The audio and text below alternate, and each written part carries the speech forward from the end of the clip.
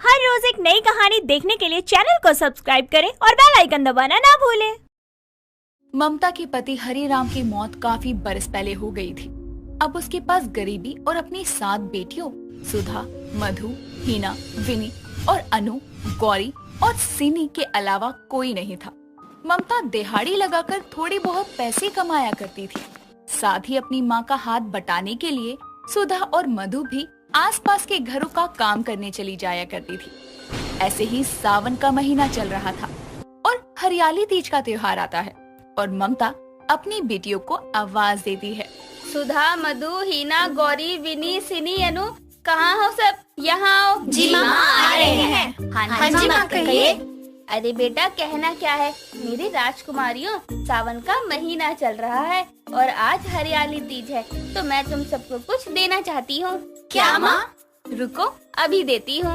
इतना कहकर ममता अपनी 7 बेटियों को हरे रंग की कांच की 4 चूड़ियाँ और 10-10 रुपए देती है।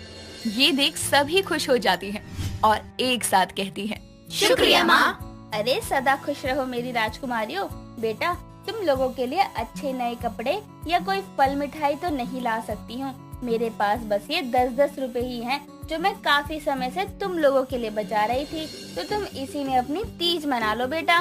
माँ, कैसी बातें करती हो? आपका आशीर्वाद ही हमारे लिए सब कुछ है और ये हरे कांच की चूड़ियाँ और ये 10 रुपए ना, इसका तो कोई मोल ही नहीं है। जी माँ, हम खुश हैं कि हम सब एक साथ हैं और बड़े घर में कमरे और जगह के साथ साथ दिलों में एक दूसरे के लिए दूरियां भी ज्यादा होती हैं। हाँ माँ, मधु दीदी सही कह रही है। आपने दिन रात एक करके मेहनत की है, खुद भूखा रहकर हम 7 बहनों का पेट भरा है।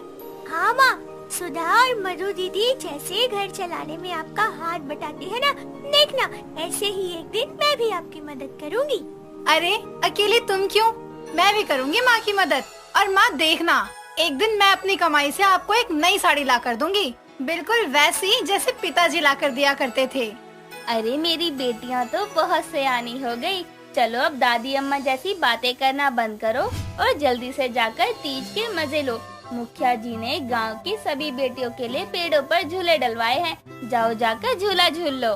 ममता की बात सुनकर उसकी 7 बेटियों के चेहरे पर एक बड़ी सी चमचमाती मुस्कान आती है और सभी जल्दी से घर के बाहर झूला झूलने और खाना पीने के लिए चली जाती है।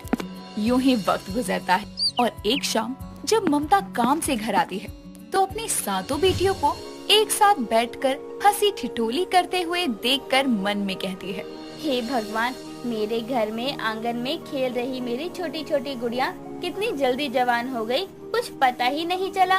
सुधा और मधु की तो शादी की उम्र भी हो गई, हीना और विनी भी जवान हो रही हैं, अनु, सिनी और गौरी भी जल्दी इनके बराबर हो जाएंगी।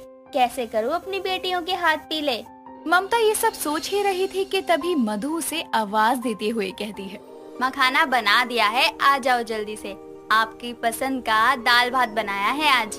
मधु की आवाज सुनकर ममता एकदम से अपनी सोच से बाहर आती है और हाथ मुंह धोकर खाने के लिए बैठ जाती है। यूं ही वक्त का पहिया घूमता है और एक रोज ममता अपनी सभी बेटियों के साथ बाजार में कुछ सब्जियां ले रही थी। तभी एक मानिक नाम के आदमी की नजर ममता और उसकी बेटियों पर जाती है। मानिक लड़कियों की तस्करी का काम किया करता था। तभी वो अपने पास में खड़े एक सब्जी वाले से कहता है, ओए सुन, ये औरत कौन है और ये लड़कियाँ?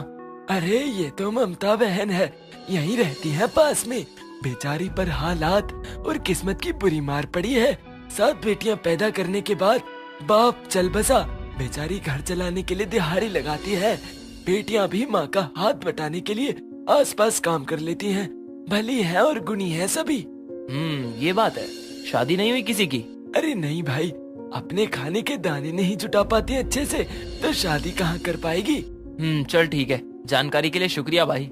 ममता और उसके परिवार की जानकारी लेकर मानिक वहाँ से चला जाता है, जिसके बाद वो ममता को अपने जाल में फंसाने के लिए एक योजना तैयार करता है और एक दिन वो ममता से मिलने के लिए उसके घर आता है और कहता है, जी नमस्कार। नमस्कार भाई साहब, कौन है आप? जी मेरा नाम भोला है, मैं यहाँ आपकी मदद के लिए आया हूँ। मुझ गरीब माँ की क्या मदद करने आए हो तुम? देखिए माँ जी, आपके साथ जो भी हुआ मुझे सब कुछ पता है। किस तरह से आपकी 7 बेटियों के सर से पिता का साया उठ गया। आप विधवा हो गईं और आपको किस तरह की परेशानियों का सामना करना पड़ा। मैं सब कुछ जानता हूँ। पर भाई तुम मेरी मदद करना क्यों चाहते हो? देखिए माँ जी, मैं एक परिवार नाम की संस्था में कार्य करता हूँ। हमारी संस्था आप जैसी गरीब माओ की उनकी बेटियों की शादी करने में मदद करती है। मानिक ऐसे ही झूठी बातें करके भोली भाली ममता को अपनी बातों के जाल में फंसाता है, जिसके बाद ममता अपनी सभी बेटियों को मानिक से मिलवाती है। कुछ समय बाद मानिक वहाँ से चला जाता है। तभी सुधा कहती है, माँ आपको नहीं लगता हमें ऐसे इंसान पर भरोसा नहीं करना चाहिए? हम उसे जानते भी नहीं है। हाँ माँ, दीदी सही कह रही है। न जाने कौन है, कहाँ से आया है। बेटी, बातों से तो भला ही मालूम पड़ रहा था और फिर आज तक कोई हमारी मदद के लिए नहीं आया। अब जब आया तो ना क्यों कहना। वैसे भी बेटा, तेरे बाबा की तरह मेरे जीवन का भी क्या पता कब साथ छोड़ दे। कम से कम इस अनजान के सहारे ही सही तुम्हारे हाथ तो पीले हो जाएंगे। यूं ही दिन गुजरते हैं और मानिक तरह तरह के रिश्ते और लड़कों की तस्वीरें लेकर ममता को दिखाया करता, जिनमें से ममता सुधा, हिना और मधु के लिए रिश्ता चुनती है और रिश्ता पक्का कर देती है। और मानिक उन लड़कों को लेकर ममता के घर आता है और कहता है, ममता बहन जी, अब आप अपनी बेटियों को जो भी शगुन देना है वो देकर विदा कर दो। मैं उन्हें अपने साथ संस्था ले जाऊंगा जहाँ धूमधाम से उनकी शादी होगी। ये लो कुछ पैसे और संस्था का पता। अब तुम भी हमारे साथ चलो और अपनी आंखों के आगे अपनी बेटियों की शादी होते देखना। हाँ हाँ भाई, तुम तो भगवान बनकर आए हो मुझ गरीब माँ के जीवन में। मेरी 7 बेटियों में से 3 का आज घर बसने जा रहा है। पागल बुढ़िया, भगवान नहीं शैतान हूँ। तेरी बेटियों का सौदा करके मोटी कमाई हासिल करूँगा। ये सब सोचकर मानिक सुधा, मधु और हिना को वहाँ से ले जाने लगता है। तभी विनी और अनु वहाँ पर पुलिस के साथ आती है। इंस्पेक्टर को देखकर मानिक की हवा खुश्क हो जाती है। जैसे ही मानिक वहाँ से भागने को होता है, तभी इंस्पेक्टर उसे पकड़कर हथकड़ी लगा देता है और सारी सच्चाई ममता को बताता है। जिसके बाद पुलिस वहाँ से चली जाती है और मधु कहती है, माँ माफ करना, पर पहले दिन से ही हमें इस आदमी पर शक था, इसलिए हम इसकी छानबीन करने में लगे थे और हमें पता चला कि ये लड़कियों की तस्करी करता है। हम तुरंत पुलिस लेकर आ गए।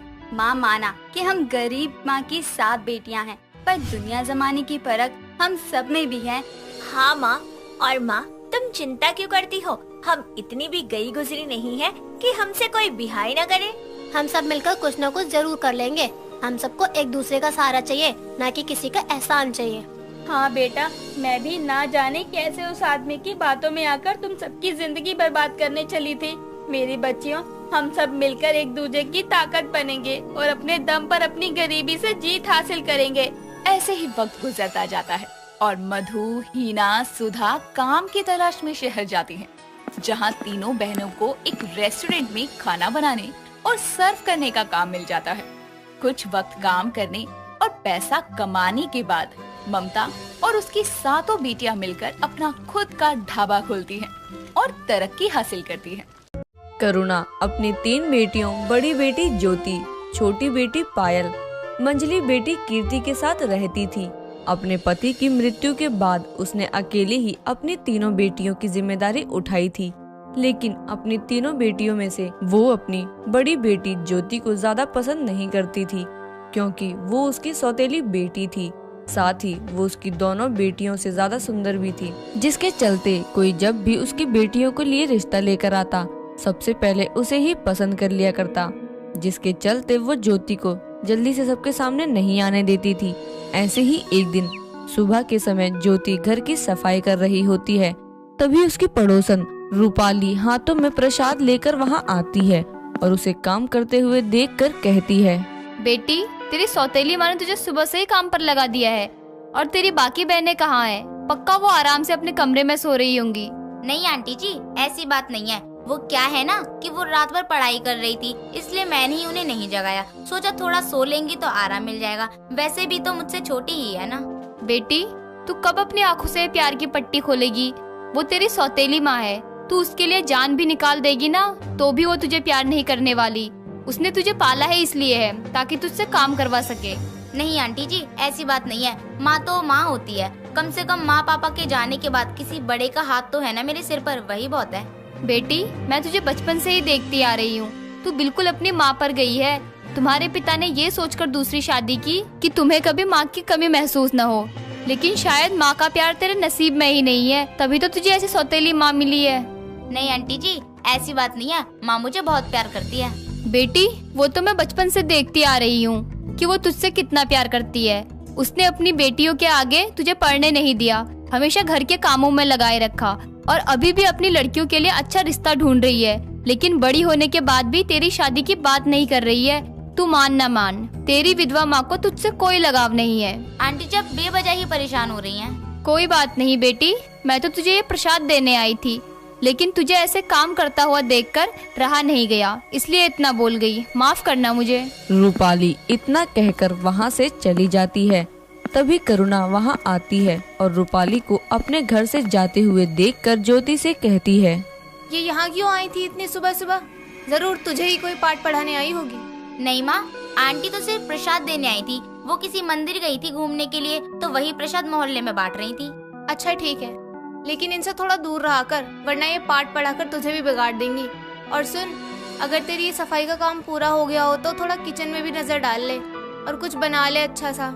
आज मेरी पायल और कीर्ति को देखने के लिए लड़के वाले आ रहे हैं। जी माँ, अभी जाकर बना देती हूँ। और हाँ, तुझे मेरी बात याद है ना कि तुझे उनके सामने ज्यादा तैयार होकर नहीं आना है।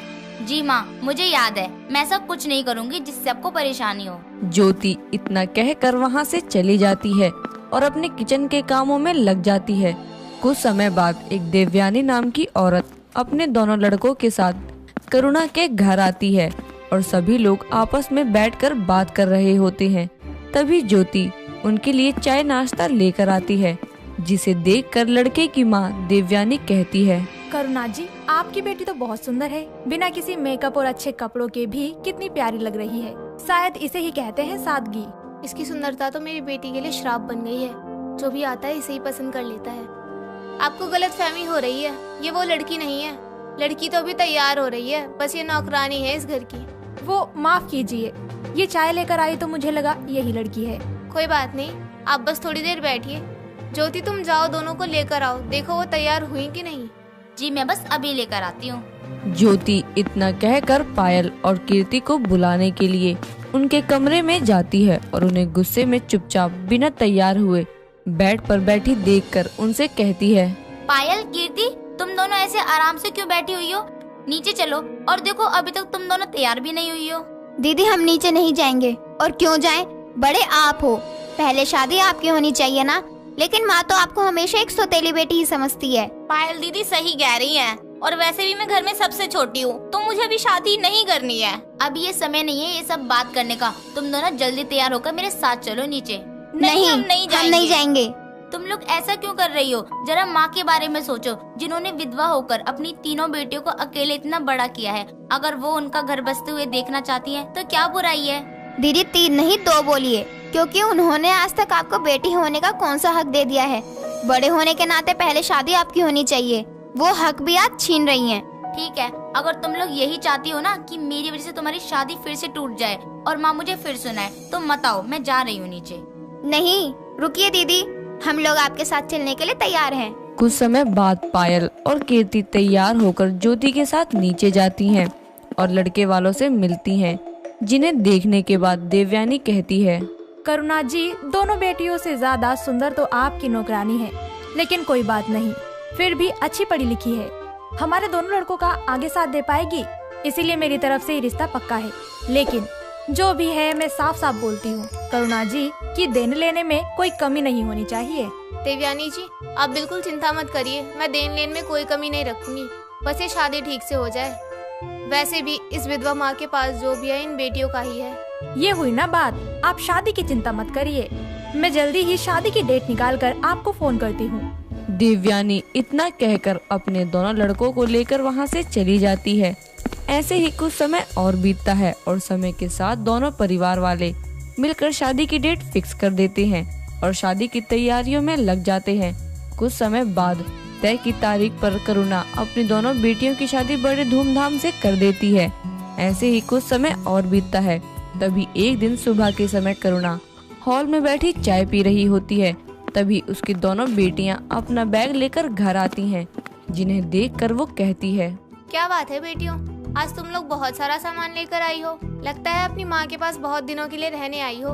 हाँ माँ, क्योंकि अब हमें ससुराल जाने की जरूरत नहीं है। जिन्हें आप पैसे वाला और अच्छा समझकर आपने हमारी शादी करवाई थी, वो लोग एक नंबर के लालची और फ्रॉड निकले। शादी के कुछ दिन बाद ही वो लोग हमारे सारे पैसे लेके और गहने लेकर भाग गए। उनके पास कुछ नहीं है। दीदी सही कह रही हैं। माँ, हमारी जिंदगी तो खराब ही हो गई है। अभी तक तो लोग हमें विधवा माँ की 3 बेटियाँ कहते थे, अब हमें ससुराल से भागी हुई बहुएं कहेंगे। ये सब क्या हो गया? मैंने क्या सोचकर कितनी मुश्किल से कितने झूठ बोलकर तुम लोगों की शादी करवाई कि तुम लोग खुश रहो, लेकिन सब बर्बाद हो गया। माँ, दूसरों की औलाद को दुख देकर आप ये उम्मीद कर सकती हैं कि आपकी औलाद खुश रहेगी।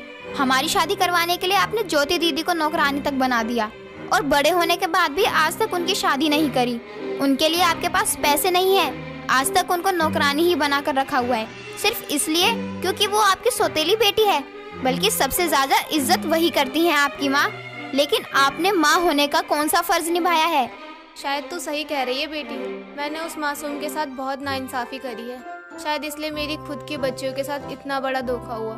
मुझसे सच में बहुत बड़ी गलती हुई है। करुणा इतना कहकर ज्योति के पास जाती है और अपने किए गए गलत स्वभाव के लिए उससे माफी मांगती है और दोबारा फिर कभी अपनी तीनों बेटियों में भेदभाव न करने का वादा भी करती है। जिसके बाद वो ज्योति को दिल से अपना लेती है और कुछ समय के अंदर ही ज्योति के लिए एक अच्छा सा लड़का ढूंढकर उसकी शादी करके अपने माँ होने का फर्ज निभाती है। सलोनी को मेहंदी भरे हाथ हमेशा अपनी ओर आकर्षित किया करती थी। त्योहारों के समय पर सलोनी की उम्र की लड़कियां बाजार जाकर मेहंदी लगवाया करती थीं, लेकिन वो मेहंदी रचवाने के लिए इतने पैसे खर्च नहीं कर सकती थी क्योंकि उसका परिवार बहुत गरीब था। माँ घर चलाने के लिए एक दर्जी के यहाँ सिलाई कढ़ाई का काम किया करती थी और उसके 2 भाई बहन भी थे। गणेश चतुर्थी आने वाली होती है जिससे बाजारों में बहुत रौनक होती है, तो सलोनी बाजार से एक मेहंदी की कीप खरीदकर घर जाती है। रात को खाना खाने के बाद वो अपनी माँ से कहती है, माँ कल गणेश पूजा है, तुम्हारा भी व्रत होगा ना? हाँ, एक श्रद्धा से ही व्रत ही तो रख सकते हैं हम गरीब। गणेश जी की विधि विधान से पूजा रखूं, उसके लिए तो पैसे है नहीं मेरे पास। हाँ तो माँ, बाजार में मैंने औरतों और लड़कियों को मेहंदी लगवाते हुए देखा, इसलिए बाजार से एक मेहंदी की कीप ले आई। अरे क्यों भला, इसकी क्या जरूरत थी? सलोनी, मैंने तुझे पैसे किराए के लिए दिए थे, मेहंदी के लिए नहीं। माँ मेरा बहुत मन था, अब मैं औरों की तरह बाहर से मेहंदी लगवाने के लिए पैसे खर्च नहीं कर सकती थी, इसलिए एक मेहंदी की कीप खरीद ली। चलो अपना हाथ आगे करो। रहने दे, अब लाई है तो अपने हाथ में लगा। बीनू के लगा दे एक कीप, तो वैसे भी मेरे ही हाथों में खत्म हो जाएगी। कोई नहीं माँ, वैसे भी बीनू खाना खाते ही सो गई, और आपको पता है मुझे मेहंदी लगवाने से ज्यादा शौक लगाने का है। इतना कहकर सलोनी अपनी माँ के हाथों में मेहंदी लगाने लगती है। वो एक ही कीप में उसके दोनों हाथों में बहुत बढ़िया डिजाइन की मेहंदी लगा देती है, लेकिन एक ही कीप होने के कारण अपने हाथ में लगाने के लिए मेहंदी नहीं बचती। समय बीतता है, मंजू दर्जी के यहाँ सिलाई कर ही रही होती है तो वहाँ एक बढ़िया सा चमचमाता सूट पहने एक रम्या नाम की लड़की अपने सिलने के लिए दिए हुए कपड़े लेने आती है।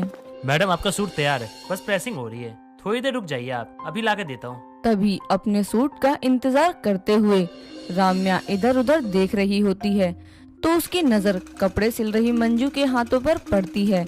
उसके हाथों की मेहंदी देखकर रम्या उसके पास जाकर पूछती है, ये मेहंदी का डिजाइन तो बहुत अच्छा है, कितनी अच्छी और साफ मेहंदी रचाई है आपने। बेटा, ये मैंने नहीं, मेरी बेटी ने लगाई है, वो उसे मेहंदी लगाने का शौक है ना, इसलिए। ओह आंटी, आप बुरा ना माने तो मैं आपसे एक बात पूछूं? हाँ हाँ, क्यों नहीं, तुम यहाँ की ग्राहक हो, जो पूछना है पूछो। वो क्या है ना, 2 दिन बाद मेरी बहन की मेहंदी की रस्म है, तो क्या आपकी बेटी मेरे घर आकर मेरी बहन को मेहंदी लगा सकती है? बेटा, तुम अमीर हो, किसी भी पार्लर वाली से मेहंदी लगवा सकती हो, मेरी बेटी तो शौक के चलते कभी कभी मेहंदी लगा लेती है। लेकिन आंटी, आपके हाथ की ये मेहंदी का डिजाइन बहुत सुंदर है, आप चिंता मत कीजिए, ये काम मैं फ्री में नहीं करवाऊंगी। ऐसी बात नहीं है, ठीक है, मैं सलोनी मेरी बेटी को बोलती हूँ। ठीक है, थैंक यू आंटी, मैं आपको अपना नंबर देती हूँ। राम्या एक कागज पर अपना नंबर लिखकर मंजू को पकड़ा देती है और कुछ देर में अपना सूट लेकर वहाँ से चली जाती है। उसी दिन मंजू अपनी पड़ोसन की बेटी की मेहंदी की रस्म में जाती है, जहाँ सभी औरतें इकट्ठा होती हैं, तो एक औरत साइड में मेहंदी के पत्तों को पीसकर मेहंदी तैयार कर रही होती है। कुछ देर में उसी पिसी हुई मेहंदी को कीप में भरकर दुल्हन को लगाई जाती है और दुल्हन की माँ मेहंदी वाली को शगुन में 200 रुपए देती है। जिसके बाद सभी औरतें मिलकर मेहंदी के गीत गाती हैं। कुछ देर बाद जब दोनों घर लौटती हैं तो सलोनी का भाई निखिल कहता है, माँ, दीदी, आप लोग कहाँ थे? मैं कब का घर आया हुआ हूँ। अरे मैं वीनू को बताकर तो गई थी, वो कहाँ है? वो तो अपनी सहेली के घर निकल गई। मैं तो यहाँ भूखा तड़प रहा हूँ, कुछ भी नहीं है घर में खाने को। अरे हाँ, सब्जी लेने बाजार जाना था, लेकिन मैंने सब्जी के 100 रुपए तो मेहंदी के शगुन में दे दिए। तो अब क्या घर में सब्जी नहीं आएगी? तो क्या हुआ, मैं अभी हरी मिर्ची और धनिया की चटनी पीस देती हूँ और उसके साथ गरम गरम रोटी बना देती हूँ। ठीक है दादी, कुछ भी दे दो, बहुत तेज भूख लगी है। खाना बनाते हुए मंजू सलोनी को राम्या की कही बात के बारे में बताती है तो राम्या उसकी बहन को मेहंदी लगाने के लिए मान जाती है। तभी मंजू कहती है, उसने काफी जोर देकर कहा तो मैं मना नहीं कर पाई। कोई बात नहीं माँ, मेहंदी ही तो लगानी है। वैसे इन अमीर लोगों की मेहंदी की रस्म भी हम गरीबों की तरह होती होगी। मतलब जैसे आज हम आंटी के घर गए थे उनकी बेटी की मेहंदी की रस्म में। रस्म तो रस्म होती है बेटी, बस उसे निभाने का तरीका अलग अलग हो सकता है। मैं तो भगवान से यही प्रार्थना करती हूँ कि मुझ गरीब को भी अपनी बेटी की मेहंदी की रस्म धूमधाम से करने का सुख प्रदान करना। बस बस बहुत हो गई मेहंदी मेहंदी, अभी चलो खाना खाते हैं। कुछ देर में वो अपने परिवार के साथ बैठकर खाना खाती है। अगले दिन शाम के समय वो अपनी बहन बीनू को लेकर राम्या के घर जाती है। उसका घर देखकर ही सलोनी की आंखें बड़ी हो जाती हैं। हिम्मत कर वो अपनी बहन का हाथ पकड़ अंदर जाती है तो देखती है मेहंदी की रस्म के लिए घर के हॉल में पूरी तरह से फूलों को सजाया होता है। रंग बिरंगी लाइटों की लड़ियां लगाई होती हैं। वो ये सब देख ही रही होती है कि तभी राम्या वहाँ आती है और दोनों बहनों के कपड़े देखकर कहती है, तुम सलोनी हो ना, मंजू जी की बेटी? हाँ, लेकिन आपने हमें कैसे पहचाना? हम तो कभी मिले नहीं हैं। इस सूट से तुम्हारी माँ ने तुम्हारे लिए सूट सिलाया ना? मैंने दर्जी की दुकान पर इस सूट को देखा था। हाँ, वो आपने मेहंदी के लिए बुलाया था ना? हाँ, कुछ देर में मेहंदी की रस्म शुरू होने वाली है बस। अच्छा, वैसे आपने मेहंदी पीस कर रखी हुई है ना? पीस कर? नहीं, हमने तो ऑर्गेनिक मेहंदी की कीप ऑर्डर करी है। तुम बस बेस्ट डिजाइन लगाना मेरी दीदी के हाथों में और उससे बेस्ट मेहंदी मेरे हाथों में। चलो चलो अंदर चलो। वो दोनों को ले जाकर सोफे पर बैठा देती है। कुछ ही देर में राम्या की बहन प्यारे से लहंगे में वहाँ आती है। फिर एक औरत सलोनी के सामने मेहंदी की कीप से भरी बड़ी सी थाली रखती है, जिसके बाद सलोनी उनमें से एक कीप निकाल कर राम्या की बहन को मेहंदी लगाना शुरू करती है। उसकी बहन बीनू उससे चिपक कर ही बैठी होती है। कुछ ही देर में वो दुल्हन के हाथ पैरों में सुंदर सी मेहंदी रचा देती है। उसके बाद राम्या को मेहंदी लगाने लगती है और देखती है कि बाकी की औरतों को मेहंदी लगाने के लिए अलग से पार्लर वाली आई होती है। तो उसे मेहंदी लगाते हुए सलोनी कहती है, आप अमीरों की मेहंदी भी हम गरीबों से कितनी अलग होती है राम्या जी? मतलब ये कि हम गरीब मेहंदी लगाने के लिए मेहंदी के पत्तों को धोकर पीसकर मेहंदी खुद से तैयार करते हैं और आप अमीर लोग तो बाहर से मंगवाते हैं। जितनी मेहंदी की कीप यहाँ बची हुई रखी है ना, इससे तो हमारा पूरा मोहल्ला अपने हाथ रचा लेगा और माँ इससे अपने बालों में भी लगा लेगी। बालों में मेहंदी? बालों में तो कलर लगाते हैं ना। राम्या जी, हम गरीब मेहंदी सिर्फ हाथ में ही नहीं रचाते, बालों में भी लगाते हैं, साथ ही फटी एड़ियों में भी ठंडक के लिए लगाते हैं। सच में? मेहंदी के इतने इस्तेमाल तो मैं पहली बार सुन रही हूँ। वैसे अगर आपको और आपके घर वालों को कोई दिक्कत ना हो तो ये मेहंदी की बची हुई कीप मैं रख लूँ, ये मेरे काम आएंगी। हाँ, क्यों नहीं। वैसे भी अब इसका क्या ही काम है हमें। ये लीजिए, लग गई आपको मेहंदी। सच में सलोनी, तुम्हारे हाथ में बहुत अच्छा हुनर है। कितना बढ़िया डिजाइन लगाया है तुमने। तुम यही रुको, मैं अभी माँ को बुलाती हूँ। तभी राम्या अपनी माँ को लेकर आती है तो उसकी माँ सलोनी को मेहंदी लगाने के लिए 5000 का शगुन देती है। पहले तो सलोनी बहुत मना करती है, लेकिन शगुन होने के नाते उसकी माँ के कहने पर उसे वो पैसे रखने ही पड़ते हैं। जिसके बाद वो अपनी बहन के साथ वहाँ से चली जाती है और घर पहुंचकर वो अपनी माँ को सब कुछ बताती है और कहती है, माँ, आपने सही कहा था कि मेहंदी की रस्म एक होती है, लेकिन उनको निभाने का अमीर गरीब का तरीका अलग होता है। ये बात मैंने अमीर गरीब की मेहंदी को देखकर जाना। इरावती अपने परिवार के साथ दिल्ली के रहने वाली थी। बाकी चीजों में उसकी किस्मत ठीक थी, लेकिन बहुओं के मामले में उसकी किस्मत थोड़ी सी खराब थी। वो भी सिर्फ छोटी बहू को लेकर, क्योंकि जहाँ उसकी बड़ी बहू श्रुति, जो कि बहुत अमीर घर की होने के बाद भी बहुत संस्कारी थी, वहीं दूसरी तरफ उसकी छोटी बहू चंचल गरीब घर की होने के बावजूद एक नंबर की बेशरम थी। जिसे कुछ भी कह लो, उसे कोई फर्क नहीं पड़ता था। ऐसे ही एक दिन सुबह के समय सभी लोग एक साथ बैठकर नाश्ता कर रहे थे। तभी ईरावती कहती है, बड़ी बहू, सभी लोग तो आ गए नाश्ता करने के लिए, तेरी देवरानी कहाँ है? वो क्यों नहीं दिखाई दे रही? क्यों नवीन, कहाँ है तेरी बीवी? माँ, आप मुझसे क्यों पूछ रहे हैं? मैं हमेशा उसे अपने साथ बांध कर तो नहीं रखता हूँ ना। बीवी तेरी है तो क्या जाकर पड़ोसी से पूछूं? सभी लोग समय से नाश्ता करने आ गए हैं, लेकिन तेरी मैडम का कोई अता पता ही नहीं है। किसी चीज का कोई समय होता है कि नहीं? माँ जी, आप शांत हो जाइए और नाश्ता करिए, अभी आती ही होगी। वो क्या है ना, रात में उसकी थोड़ी तबीयत खराब लग रही थी, इसीलिए मैंने ही बोला था कि अगर तबीयत ठीक ना लगे तो आराम कर लेना। आप लोग नाश्ता करिए, मैं देवरानी जी को बुला कर लाती हूँ। श्रुति इतना कहकर जैसे ही चंचल के कमरे में जाने के लिए आगे बढ़ती है, तभी चंचल को सीढ़ियों से उतरते हुए देखकर वो रुक जाती है। तभी उसकी सास ईरावती कहती है, बहुत सी बेशरम बहुएं देखी है, लेकिन तेरे जैसी गरीब बेशरम बहू आज तक नहीं देखी। जरा अपनी जेठानी से कुछ सीख, जो इतने बड़े और अमीर घर के होने के बाद भी कितनी संस्कारी बहू है। लोग कहते हैं बड़े घर की लड़कियां अच्छी नहीं होती है, उनके अंदर संस्कार नहीं होते, इसलिए हमेशा गरीब घर की लड़की को बहू बनाना चाहिए। लेकिन यहाँ तो सब उल्टा हो गया है। माँ जी, एक बात बताइए, आप रोज सुबह सुबह मुझे इतना सुनाती हैं, आपके मुंह में दर्द नहीं होता क्या? जब देखो तब चींची करती रहती हैं आप। देवरानी जी, ये क्या तरीका है माँ जी से बात करने का? अपनों से बड़ों से कोई ऐसे बात करता है क्या? यही संस्कार है आपके? बहू, तो किस बेशरम लड़की को संस्कार सिखा रही है? इस गरीब को क्या पता संस्कार क्या होते हैं या बड़ों की इज्जत करना क्या होता है। अपने गरीब घर में कुछ मिला नहीं होगा, इसलिए शादी के बाद आराम देखकर दिन पर दिन और बेशरम होती जा रही है।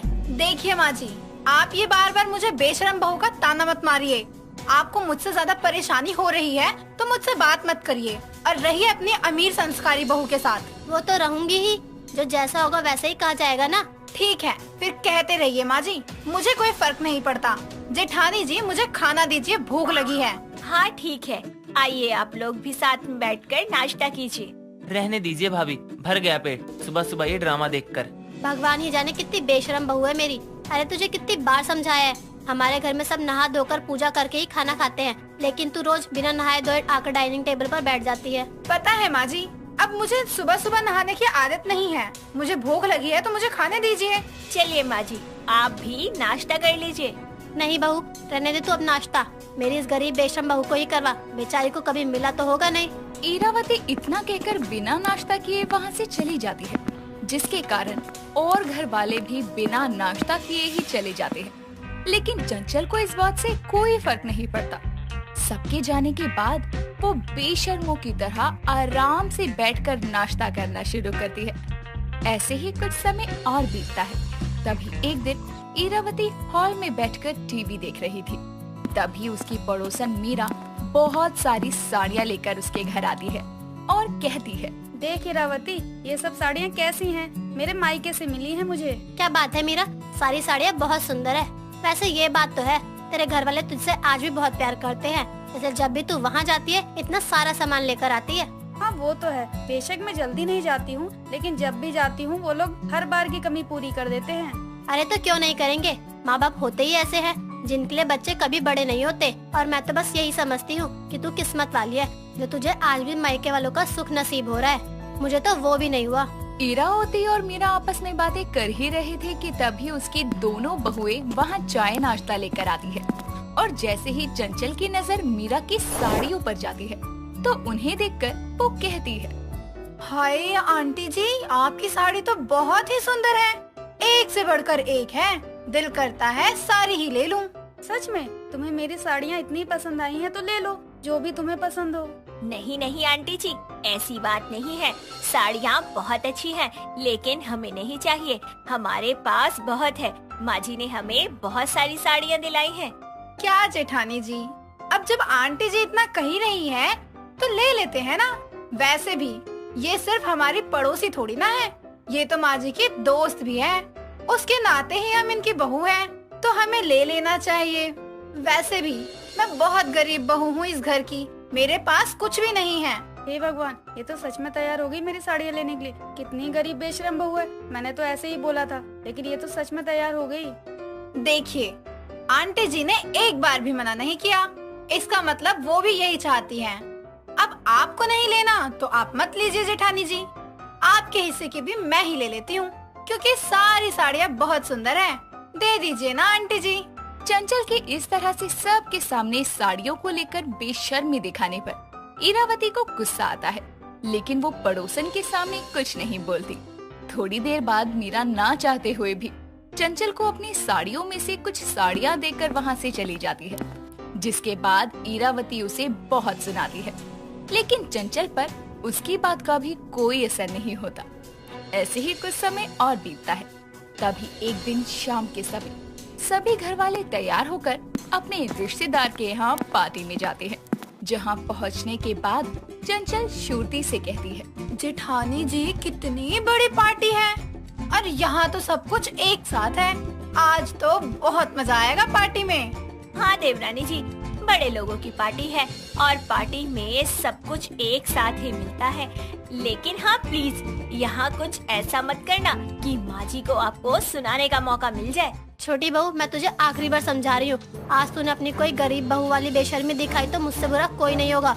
और जब तक घर वाले खाना शुरू नहीं करे तब तक कुछ मत खाना। जी माँ जी, अब सुनाती ही रहोगी या पार्टी भी एंजॉय करने दोगी? कुछ समय बाद सभी घर वाले पार्टी में अपने रिश्तेदारों से मिलने में बिजी थे।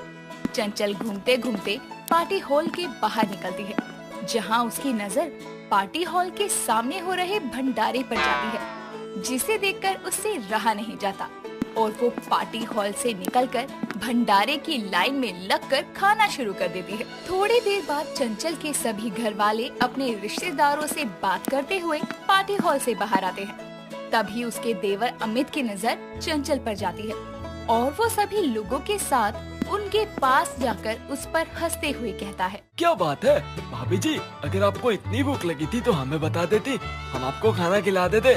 ऐसे गरीबों की तरह लाइन में लगकर खाने की क्या जरूरत थी? तुम्हें माँ ने समझाया था, फिर भी तुमने ये सब किया। नवीन भाई, वैसे तो हमने भंडारा गरीबों के लिए लगाया था, लेकिन मुझे क्या पता था कि सबसे बड़ी गरीब तो हमारी भाभी जी है। जरा सामने देखिए कैसे आपकी वाइफ गरीबों के साथ भंडारे की लाइन में लगी है। पहले पता होता तो रिश्तेदारों के लिए भी पार्टी रखने की जगह भंडारा रखवा देता। नवीन की बात सुनकर और रिश्तेदार भी उस पर जोर जोर से हंसने लगते हैं और सभी लोगों को इस तरह अपने ऊपर हंसता देखकर और अपने परिवार वालों को सबके सामने शर्मिंदा होते देखकर चंचल को अपनी गलती पर पछतावा होता है, जिसके बाद वो अपनी सास इरावती को कहती है, जी माँ जी, मुझे माफ कर दीजिए। मुझे लगता है मेरी बेशर्मी कुछ ज्यादा ही हो गई। मैं अपनी हरकतों के लिए आप सभी लोगों से माफी मांगती हूँ। चंचल की बात सुनकर सभी लोग उसे माफ करते हैं, जिसके बाद वो गरीब बेशर्मी वाली आदतों को छोड़कर अपनी जेठानी से एक संस्कारी बहू होने के तौर तरीके सीखना शुरू करती है। राशि और चांदनी दोनों ही बहुत अच्छी दोस्त थी, साथ ही दोनों स्पोर्ट्स प्लेयर भी थी, जिसके चलते पूरे कॉलेज में उनका नाम चलता था। लेकिन दोनों के रहन सहन में बहुत फर्क था, क्योंकि राशि बहुत ही अमीर घर की लड़की थी तो वहीं चांदनी बहुत गरीब घर की थी। ऐसे ही एक दिन सुबह के समय चांदनी राशि के घर आती है और हॉल में बैठी उसकी माँ रवीना से कहती है, आंटी जी, राशि कहाँ है? उसने मुझे बोला था कि मैं जल्दी उसके घर आ जाऊँ। हम दोनों रेस की प्रैक्टिस करने जाएंगे। बेटी, तुझे क्या लगता है कि वो जल्दी उठ सकती है? उसे सब कुछ करवा लो, लेकिन जल्दी नहीं उठ सकती। लेकिन आंटी जी, उसने कहा था वो उठ जाएगी, इसीलिए मैं इतनी जल्दी उठ कर आई हूँ। बेटा, अब जब तुम यहाँ आ गई हो तो एक बार जगा कर देख लो, क्या पता उठ ही जाए। हाँ आंटी जी, सही कह रही हैं। एक बार कोशिश करने में क्या जाता है, उठ गई तो अच्छी बात है, वरना आज के बाद मैं उसकी बात नहीं सुनूंगी। चांदनी इतना कहकर जैसे ही राशि के कमरे में जाने के लिए पीछे मुड़ती है, तभी उसे तैयार होकर सीढ़ियों से आते हुए देखकर रवीना हैरान हो जाती है और हंसते हुए कहती है, ये क्या, कहीं मैं कोई सपना तो नहीं देख रही हूँ? मेरी कुंभकर्ण की बेटी इतनी जल्दी कैसे उठ गई? अरे वाह, बकायदा तैयार होकर नीचे भी आ गई। सुबह सुबह ही ताना मार लिया माँ आपने। अब देखो, सही काम करो तो भी लोगों को विश्वास नहीं होता है, गलत पर तो बदनाम है ही हम। अरे चल मेरी माँ, कोई तुझे सही गलत नहीं बोल रहा। और आंटी जी, आप इसकी जल्दी उठने की खुशी को बाद में देख लेना, अभी हमें देर हो रही है, हम चलते हैं। पहले तू एक मिनट रुक, तू ये क्या जूते पहन कर आई है? तेरे जूते कितने हल्के हो गए घिस घिस कर। ऐसे जूते पहनकर कैसे भाग पाएगी तू? रुक, मैं तेरे लिए जूते लेकर आती हूँ, तू वो पहनकर चलेगी मेरे साथ, ताकि तुझे कोई परेशानी ना हो भागने में। राशि इतना कहकर अपने कमरे में जाती है और चांदनी के लिए अच्छे और कंपनी के स्पोर्ट्स शूज लेकर आती है और उसे देती है। तभी उसका भाई रोहित जॉगिंग करके घर लौटता है और चांदनी के हाथ में अपनी बहन राशि के जूते देखकर कहता है, लो, बस इसी की कमी रह गई थी। अब राशि दीदी की गरीब दोस्तों को उनके जूते भी मांग कर पहनने पड़ेंगे। तुम्हें शर्म आती है कि नहीं? रोहित, ये क्या तमीज है? ऐसे कौन बात करता है अपने बड़ों से? ये गरीब लोग आपके दोस्त हो सकते हैं, मेरे नहीं। न ही इनसे मेरा कोई रिश्ता है। जिनकी अच्छे जूते पहनने की औकात ना हो, उनसे कौन दोस्ती रखेगा? रोहित, कुछ ज्यादा ही बोल रहे हो तुम। मेरी दोस्त गरीब है तो इसका मतलब ये नहीं कि तुम उसका मजाक बनाओ। दीदी, मैं इनका नहीं बल्कि इनके जूतों का मजाक बना रहा हूँ। आपको लगता है कि अपने इस लोकल जूतों से कॉलेज रेस कंपटीशन में भाग ले पाएगी या जीत पाएगी? मुझे तो नहीं लगता। रोहित, तमीज से बात करो। तुम्हें ज्यादा पैसों का घमंड है तो अपने पास ही रखो। दीदी, अमीर गरीब का फर्क तो इनके पैरों में पड़ा सस्ता जूता और आपके पैरों में पड़ा ब्रांडेड जूता ही बता रहा है। मुझे बताने की जरूरत नहीं है, लोग इन्हें देखकर ही समझ जाएंगे। रोहित, तुम्हें तो मैं रहने दे राशि, तू मेरे लिए अपने भाई से मत लड़ और मुझे तेरे जूते नहीं चाहिए। मेरे पास जो है वही सही है। मैं गरीब जरूर हूँ लेकिन भिखारी नहीं हूँ, और वैसे भी बहुत समय हो गया है, अब सीधे कॉलेज में ही मिलते हैं। चांदनी इतना कहकर राशि के घर से चली जाती है, जिसके बाद वो अपने भाई रोहित को उसके बर्ताव के लिए बहुत सुनाती है, जिसे सुनकर रोहित गुस्से में अपने कमरे में चला जाता है। थोड़ी देर बाद राशि तैयार होकर अपने कॉलेज के लिए निकल जाती है, जहाँ पहुँचने के बाद वो चांदनी को पूरे कॉलेज में ढूंढती है। तभी उसकी नजर कैंटीन पर जाती है, जहाँ चांदनी अकेले चुपचाप बैठी थी। तभी वो उसके पास जाकर कहती है, सॉरी यार, मुझे पता है तुझे मेरे भाई की बातों का बहुत बुरा लगा होगा, उसके लिए मैं तुझसे माफी मांगती हूँ। नहीं यार, इसमें तुझे माफी मांगने की कोई जरूरत नहीं है। उसने वही बोला जो सच है।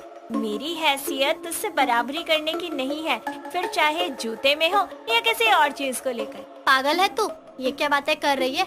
हमारी दोस्ती में हैसियत कहाँ से आ गई? जो चीज पहले से ही है उसे लाने की क्या जरूरत है? राशि और चांदनी आपस में बातें कर रहे थे कि तभी कविता, निशु और रौनक नाम के राशि के कुछ दोस्त वहाँ आते हैं और राशि के पैरों में स्पार्क्स के जूते और चांदनी के पैरों में लोकल मार्केट के शूज देखकर हंसते हुए कहते हैं, यार राशि, तेरे जूते कितने अच्छे लग रहे हैं, और चांदनी के जूते देख जरा कितने पुराने हो गए हैं। चांदनी, अब तो तेरा जूता भी बोल रहा है कि उसे पहनना छोड़ दे। अब तो तुम अपनी दोस्त राशि की तरह हर टाइम ब्रांडेड जूता तो नहीं पहन सकती हो, जिनके तो नाम भी नहीं सुने होंगे तुमने, जो तुम्हारी फ्रेंड ने पहनकर छोड़ दिए हैं। तो कम से कम तुम नए जूते तो पहन लो। कितने दिनों से यही पुराने जूते पहन रखे हैं तुमने। चुप करो यार तुम लोग, ये क्या है? जब देखो अमीर गरीब के जूते को लेकर कमेंट करते रहते हो। तो गुस्सा क्यों कर रही है राशि? ये लोग सही तो कह रहे हैं।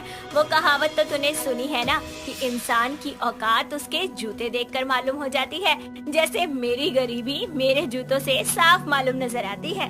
चांदनी इतना कहकर वहाँ से चली जाती है। खुद गरीब और राशि के अमीर होने पर जगह जगह अपनी इंसल्ट होते देखकर चांदनी राशि से मिलना बात करना कम कर देती है और उससे दूरियां बनाने लेती है। ऐसे ही कुछ समय और बीतता है और कॉलेज रेस कंपटीशन का दिन पास आने लगता है। सभी उसकी तैयारियों में लगे थे। एक दिन प्रैक्टिस के टाइम राशि के पैर में अचानक से चोट लगती है, जिस वजह से वो कंपटीशन से बाहर हो जाती है।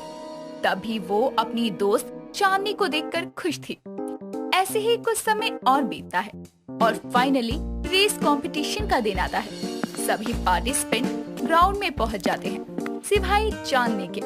ये देखकर राशि परेशान हो जाती है और अपने मन में कहती है, सभी पार्टिसिपेट करने वाले लोग तो यहाँ पहुँच गए, फिर चांदनी कहाँ है? अभी कुछ देर में कंपटीशन शुरू होने वाला है, फिर ये कहाँ रह गई? मुझे कुछ समझ नहीं आ रहा। लगता है मुझे ही जाकर देखना पड़ेगा, आखिर ये है कहाँ? राशि ग्राउंड में खड़ी ये सब सोच ही रही थी कि तभी उसकी नजर चांदनी पर जाती है, जो उससे ग्राउंड के कुछ दूरी पर एक कोने में अकेली बैठी थी। तभी वो उसके करीब जाती है जहाँ वो उसे अपने आप से कहते हुए सुनती है, हे भगवान, अब मैं क्या करूं? यह कंपटीशन शुरू होने वाला है और यहाँ मेरे जूते खराब हो गए। इन्हें पहनकर मैं रेस में नहीं भाग पाऊंगी और बिना जूते के मैडम मुझे भागने नहीं देगी। लगता है कंपटीशन में भाग लिए बिना ही मैं हार जाऊंगी।